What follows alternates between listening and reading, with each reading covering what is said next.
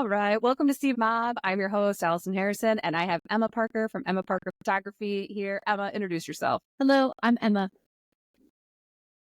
I'm a photographer in Columbus, and Oh I my love gosh. You are yep. so much more than a photographer, Emma. Like, you are a staple in the community. You're on like the university district board. You have like a lot of accolades to you. Yeah, I try just to add those titles on, just try. So yeah, no, I've been a photographer for over 11 years. My wife says 13, so she tends to correct me on when I actually started my business. And I'm located here off 4th Street. So I'm in between Chittenden and 11th, and I have a photo studio that I love having people in. I have two people that I work with, Tom Latozo and Taylor Keel, and they are the brains behind the machine. Keep it running. And yeah, I work closely with local businesses, but also do quite a few commercial shoots and do some personal projects as well. Yeah. Okay. Let's talk about the commercial stuff that you've done. I think you've gotten some of that because of your certifications. Is that right? Like that's helped Yes. bolster you into that space. Yeah, 100%. There is so much that you can do if you have certifications such as your WBE, which is your women-owned certification. Enterprise, I think, is the word at the end. Allison, Yes, it is. It is enterprise. okay, yes. WBE, Women Business Enterprise. Thank you. Yeah. So you can get that, which I've had my certification a couple of years with that, as well as, which is also through the state. And then I'm LGBTBE. LGBTBE is what it's called, not LGBTQ. And so I have that certification, and then, drone, whatever I can do, I try and talk on. You Why just was got that? your certification. I would say you're the reason that I got the WBE certification. I've been an LGBT for years, but I've never done the women's. Okay, so tell me, what did you think about the process with that? Oh my gosh. Okay. So it was like, it's a lot of paperwork. It Yes. 100% is. But Yeah. once you get out of your own brain, which it took me a year to get out of my own brain to be like, I can True. do this. And you sit down and Yeah. you do it. It's not that hard. It's Right. just like, you've got to dedicate like time and mental energy. I Yeah. dedicated the time, but not the mental capabilities. And so Yes. finally I was like, okay, let's knock this out. We're almost done. Like, just do Yeah. it. And I think what was so frustrating for me when I was trying to do the application is that they had a lot of questions where I basically had to like open up and show everything. I had to show like the interior of my whole being. I felt like they wanted to Yeah. know financial information.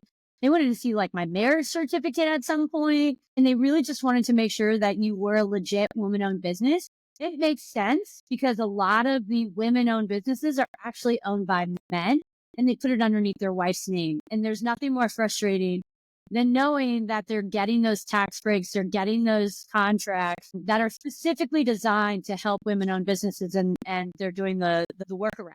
So it is so important for actual women to have that certification. I'd love to kind of dive into like what I've actually been able to get with this. Yes, please do. Let's talk about it. Cause like I just got mine like 2 months ago. So like I haven't seen the fruits of labor. So tell me all Yeah. the wise things I can do. Well, I think for one thing, there are contracts that get, I think, a kickback if they end up hiring a WBE or an EDGE certified business. And both of those are through the state of Ohio, just clarifying for everyone. Yes. Yeah. Thank you. Drop some facts, drop the knowledge, Allison. And I think, okay, so when I first started, I hopped on a couple of these Zoom calls where you could try and get some more information behind it. But basically, you can have certain loans through the state of Ohio. So if you wanted to buy a building, maybe you needed to buy equipment, and maybe you needed to grow your business. Yeah, You these are can, the ones this is why I applied, was for these loans, because I want to buy a building at some point. And then I That's decided now is not the time, but I want to know that I have that available. yeah, so you can have so many years to pay it back. It's a lower interest rate than what you could probably get through your bank. You do have to kind of showcase like how you're going to spend the money. They're not just going to hand it over because you're a woman-owned business, but these types of opportunities are something that we should absolutely take advantage of to be able to grow our business. And having the financial resources at your fingertips, is something that I don't think a lot of small business owners, especially women, know. No, it's like under the radar. So you know this, like I am the president of the diversity chamber, and we talk about this within like the diversity space. And I'm like, do you all have your certifications? Like, have you used it? Are you leveraging it? And they're like, what do you mean? And I'm like, you're a gay Yeah. woman, Black owned business. There's certifications that you Right. can get to be able to help build your business so you can thrive. Yeah. And Honestly, when I first got certified, it was because I was applying for a photography position with one of the city funded programs. And I knew that I had to fill out this RFP, which, if anybody's had to do one of those, it's about 15 to 20 pages of everything, recommendations, resources. They just basically want to know everything about your business. And having those certifications already through the state is another reason why businesses might want to go with you, because of if they get some sort of kickback if they hire you. So I knew that having those certifications was really important. So I was able to get a contract with the city through it. I've had construction businesses reach out to me so I could document the OSU Outpatient Center. There's a ground floor growth initiative that's happening right now with the city, where they're trying to get small businesses to move downtown. Yeah. And they're specifically looking at BBE and EDGE certified businesses. And they contacted me. I did not reach out to them. So that was another reason as to why this is so important to have that certification. But yeah, I really think that it identifies your business as professional, and it allows them to really kind of have a little bit insight into who you are. Yeah. And so like the WBE, EDGE, those are state of Ohio, but they're also recognized by like local municipalities. And then the LGBTE is BE. NGLCC BTE. certification Yeah. is national, right? But it's I Right. think it's recognized by the city of Columbus as a certification. Yes. And I haven't necessarily had a ton of things come back with that certification, but I do know that there are certain grants that are available. And that is something that I'm looking for the 2025 year coming up. How can I get those grants? And obviously, since you're kind of running that, can you give me a little bit of insight into that? I was gonna say, come to Stonewall's doing Timeout Thursdays, and the Diversity Chamber is taking the first hour of that to be like a great. networking and education part. Yeah. So stay tuned, because we're going to build a lot of programming around like how to leverage your certification. And we have Yeah. Yes. Yes. One right there, Alice. I know, right? I know. It's the third Thursday of every month, so please come sit Stonewall. Okay. Yes, Yeah. and the Stonewall people, they're hilarious. They're good people. Yeah, because you're the official photographer for Pride, right? Or you have been. I don't know if it's confirmed this Yes. year, but Well, it's not confirmed yet, but it's typically on the books at some point in the new year. But yeah, I love to capture all the glitter. Yeah. Among other things. yeah. Yeah, telling our Pride story is one of the biggest honors that I have. I was every year I get to see you on that golf cart running up and down the parade like a Yes. crazy person. Your mom's I'm come to literally help, like, Taylor. Get back. I'm so concerned about people like evading the area to be able to march, Yeah. down the streets. I'm always like, get back. And then I'm like, what am I doing? I'm here to take pictures. I'm Yeah. not here for control. But I just need trying to to do a lot of different things. Yeah, So we appreciate it. yeah, thanks. Appreciate you. Yeah, but we Yeah. have like 10 to 15 different volunteers every year. And we have a meetup in the studio. And then we also meet at Stonewall before. We kind of talk about, okay, what are you going to cover? Okay, this is what I'm going to cover.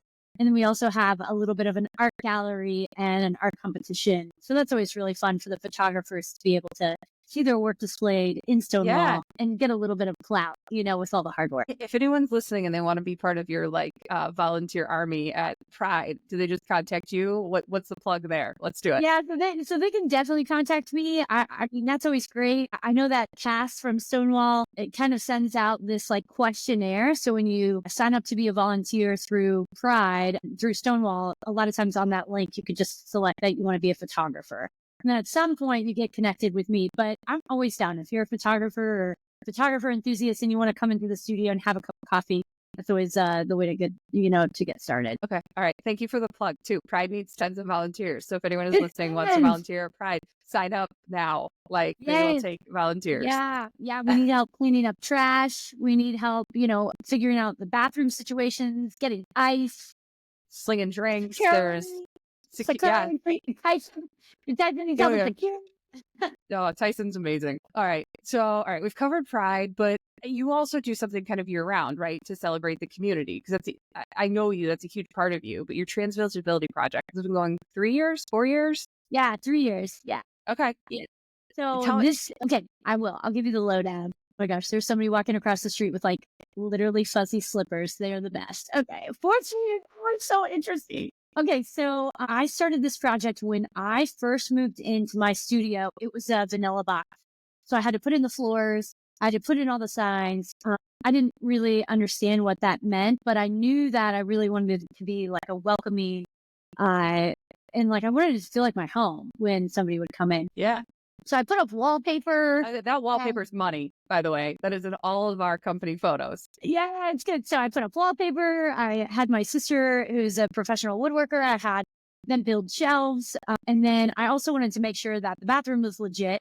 And so I was like, oh, I want to put up this bathroom sign because I only have one and I just want anybody to feel like they can use it. And I had some pushback from the place where I'm renting from because I wanted an all gendered restroom sign. And they said that I couldn't have it because it wasn't ADA compliant. And I was like, it's got Braille, I don't know what you're saying.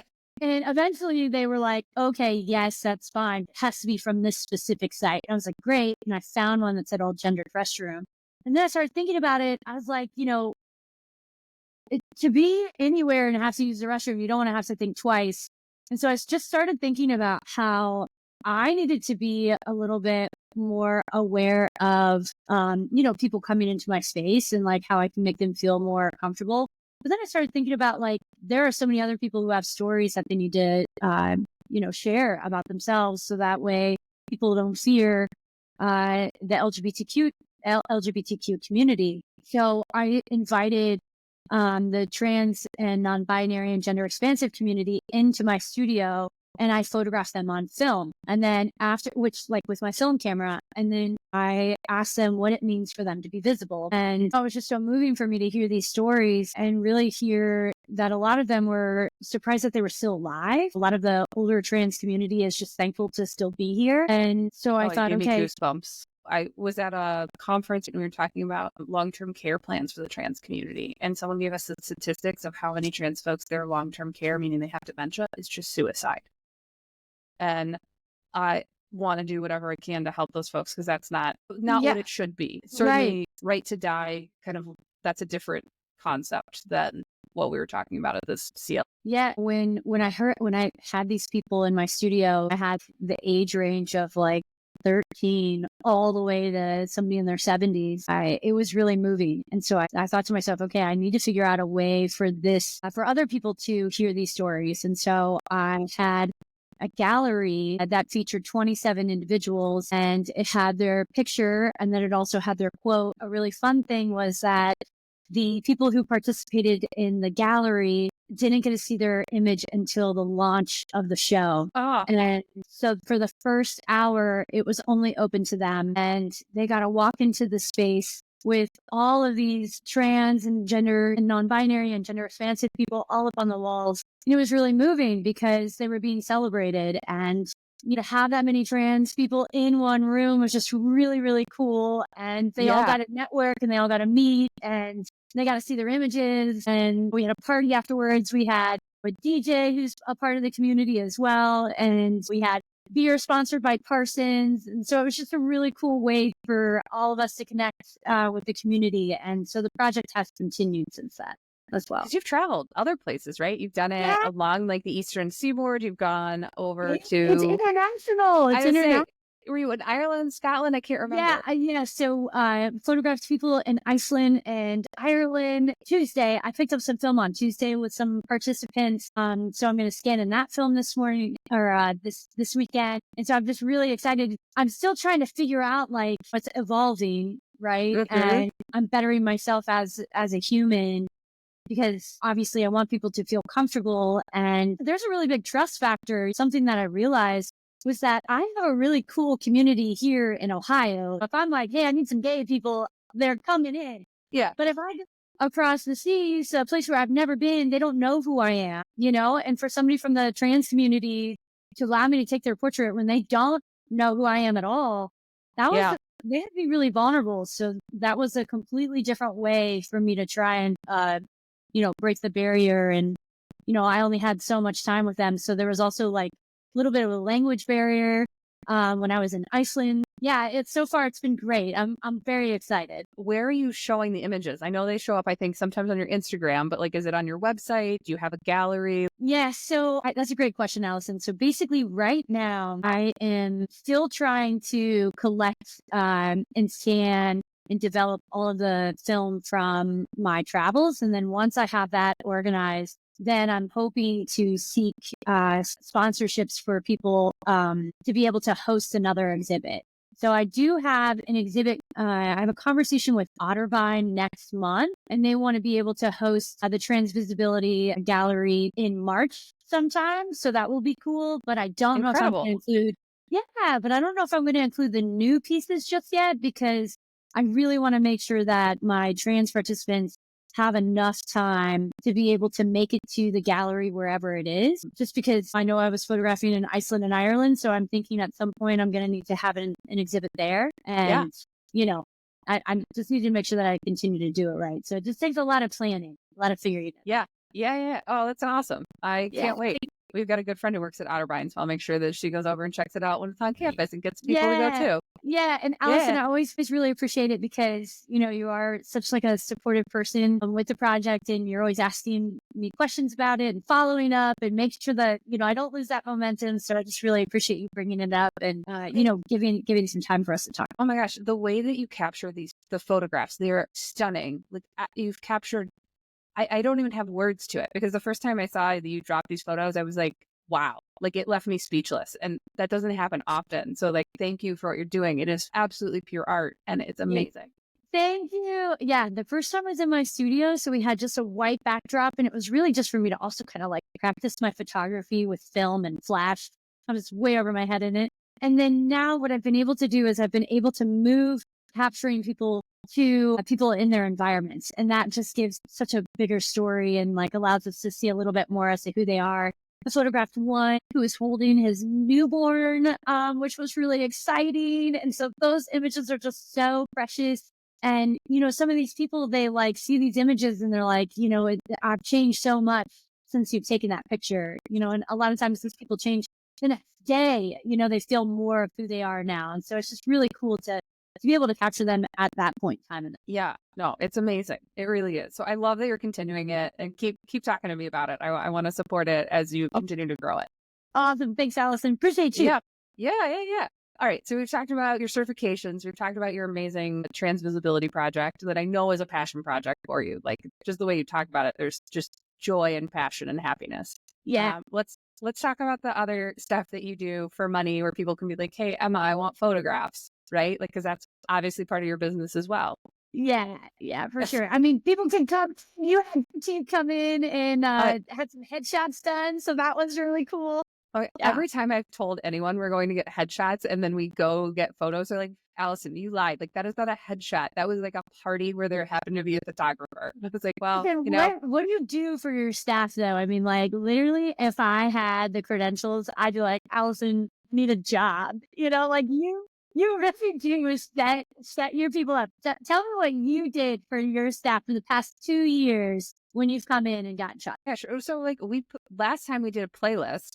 So like we set up a playlist, everyone contributed songs. We're like, okay, because we want to be like happy and dancing, because one of my missions is to take down the wall of every attorney has to be stuffy behind a mahogany desk in a room with books from 1950. Like that's not us. And so I was like, let's go have some fun, right? No, we get our hair on the tape shot, where the hands. Yeah, right. And there's always a legal pad. Let's make sure we have that, because God forbid if we don't. Right. Yeah.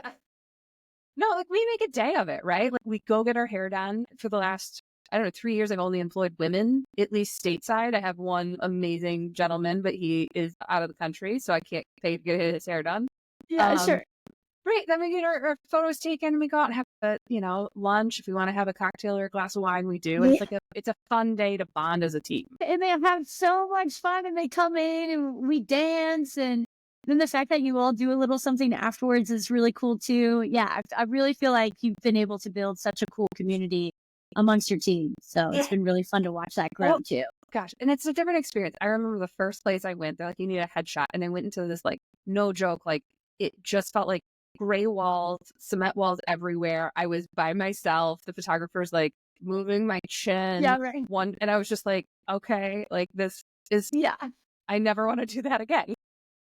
Yeah, so we had a bright colored backdrop. So yeah, it was great.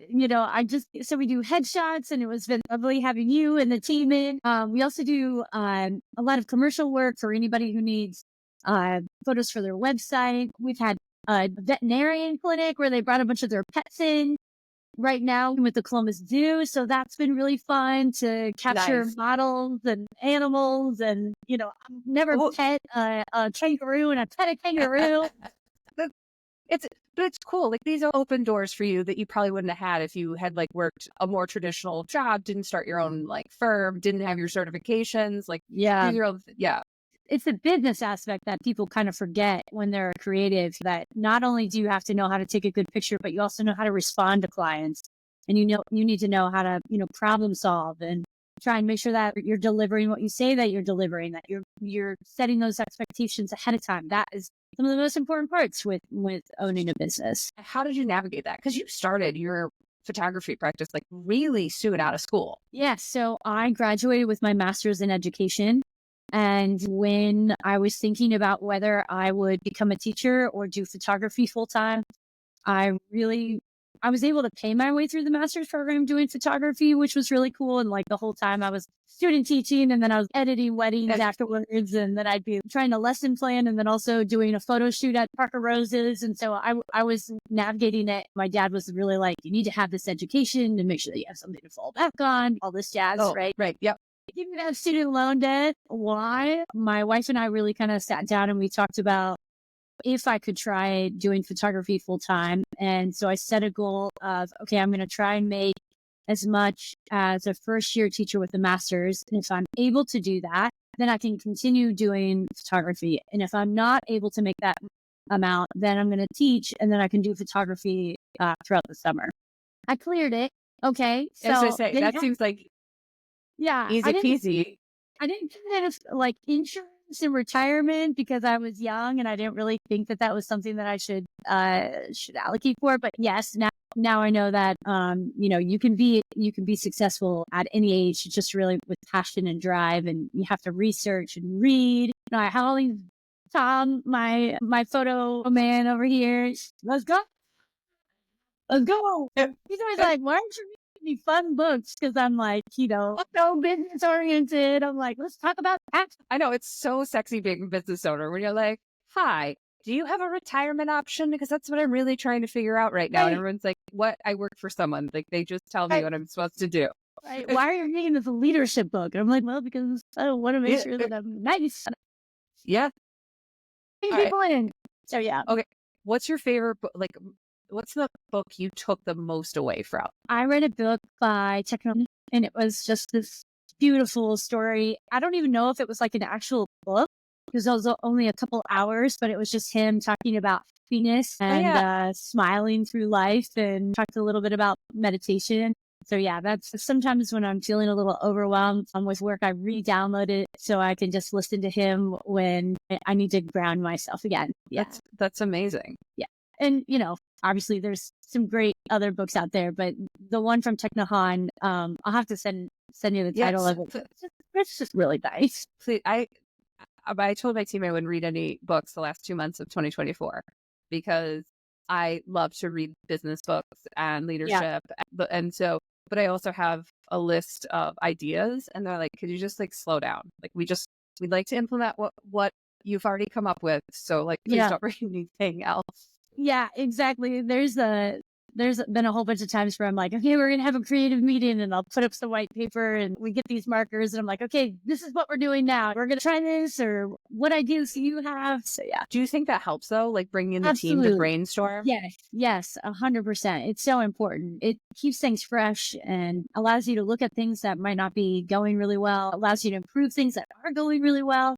Yeah. And it creates space for those passion projects that you want to try that you haven't had a chance to. So Allison, what has been some things that, like, this is me interviewing you. It's all right. It's all right. Flip the table. It's fine. So for this question, Allison, what has been some things that have come up that you've noticed that you've been able to do with sessions like that? Like, has there been something where like you've incorporated it when you've had one of those meetings where you bring everybody together? What, like, can you give me an example? So there's a business systems, it's called the Entrepreneur Operating System, EOS. We implemented it like 5 years ago. This current team really bites into it. So we meet once a week. And once a week, it's let's go over, here are all our goals. Did you all meet them? Did you not? And we also we have like And it's like, here's our yearly goals. Like, can we check off and get like a full cover bingo, or do we just get like, a line? But it's also the time and the space. And this is important, at least for me, to then get to the larger days, is we constantly are talking about like, what are the little things we can do? And it's like, this thing isn't pushing correctly into our client management system. Can we fix that? Or like, is there a better way to organize something? Yes. But we did a 2-day retreat in October where we took everyone out to the Brewdog and Canal. I paid for everyone to stay because I was like, we just need to like get back on the same get to page know and each figure out. other. Yes. Yeah. And we had a bunch of new hires. It was Delby. It was her first day. We just were like, here, come like listen to our problems. It was basically like, what's not working? That's what we talked about. And then we talked about how to fix it. And I was like, that was either brilliant or stupid to bring someone to be like, here's the first day. We're going to talk about what's broken.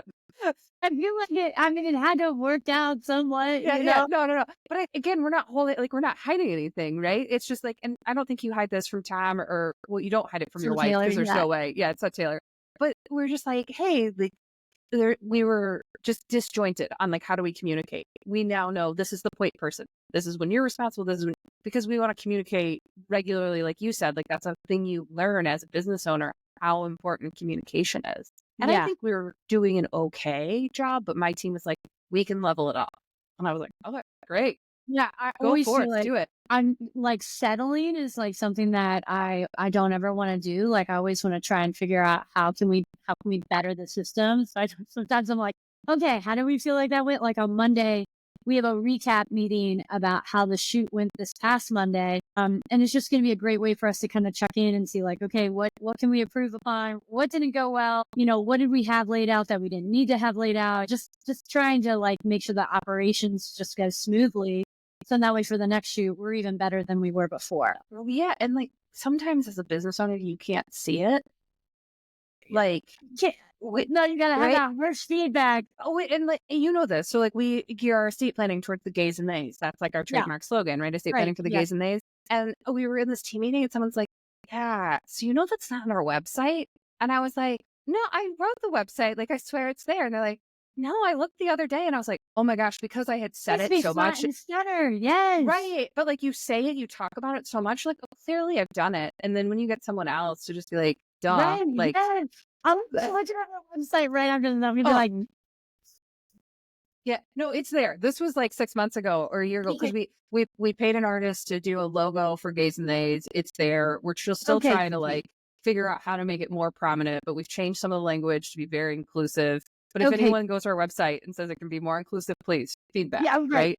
We're into it. That's awesome. Well, I love that they were able to bring that to your attention so that way you could, because that is such a great way for them to understand that you really care about that in your business. And so being that front and center is so important.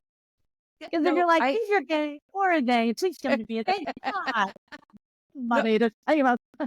I had someone in my office and they like, I don't remember, she'd given me like an idea and I was like, oh my God, tell me more. And she thought I was being sarcastic because she was still new and didn't know that like, no, I actually crave, like, give me this. What's not working? Tell me how we can fix it. And I don't think anyone had given that opportunity, which is to me just like a missed opportunity. Your team is amazing. Let them tell you how to. Right. And this is why you're amazing. I was going to say, this is why you're good. Later. All right, Emma, we are getting towards the end of our time and this has been a delight. I have one question I ask everyone, which is if you had one piece of advice to give someone who is either just started their business or thinking about starting a business, what would it be? Believe in yourself. Yeah. I love it. Believe in yourself because you have to believe in yourself first before anybody else can. So yeah, that would be it. And if you already believe in yourself, okay, well then hire a CPA. Yes. Yeah. That is a solid second piece of advice there. A tax accountant. There you go. Yeah.